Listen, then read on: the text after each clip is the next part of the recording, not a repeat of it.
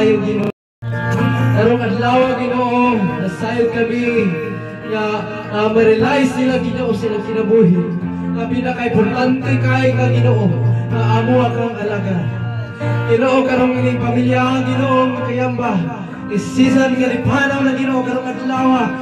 Gining kauban sa mga nabhilid aning kalibutan na Ginoo. Ginoo liguna sila. Liguna sila Ginoo nga makapag-alaga diya kanimo. Ining mga pamilya Ginoo. Na sila Ginoo na sila gibalti Ginoo. Nasayad Ginoo nga tao lamang sila Ginoo nga na sila mga kahapdo sila kasing-kasing karon. Na sila kasupo o sila kasing-kasing Ginoo. Usa Ginoo ako nagahanyo kanila. Kanimo gatabangan mo sila na makalahutay sila Ginoo. Na kini usa na mga igsoon na mo Ginoo malubong niya sa lungkanan na puno sa kalinaw Ginoo.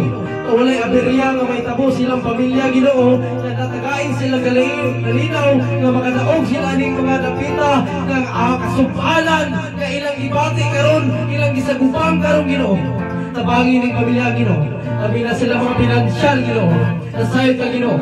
Na ikaw mag-ias sa mga butang ning kalibutan. Ihata Ginoo, i-provide Ginoo ang ilang pangailangan sa matag adlaw antud sa katapusan ning lubong nga namon usa ka igsoon Ginoo. Kini, ihata ang mga supply ng mga panalangin kanila. Ihata ang mga supply ng matag adlaw na ilang pangailangan Ginoo. Na dili sila magkalisod-lisod sa ilang mga supply antod aning 9 days nga pagka-lupaya aning usa nga si San Lazaro nga kaya Panginoon bago. Na nasayod kami Ginoo, wala na Diyos siya ng kilibutan. Kining nangabilin Ginoo, ihata ang kalinaw ug talipay silang karawgan. Usa kami Ginoo, salamat kay. Salamat kay karong gabi una, kaya mga bulag-bulag kami, magpauli kami sa mga panimalay.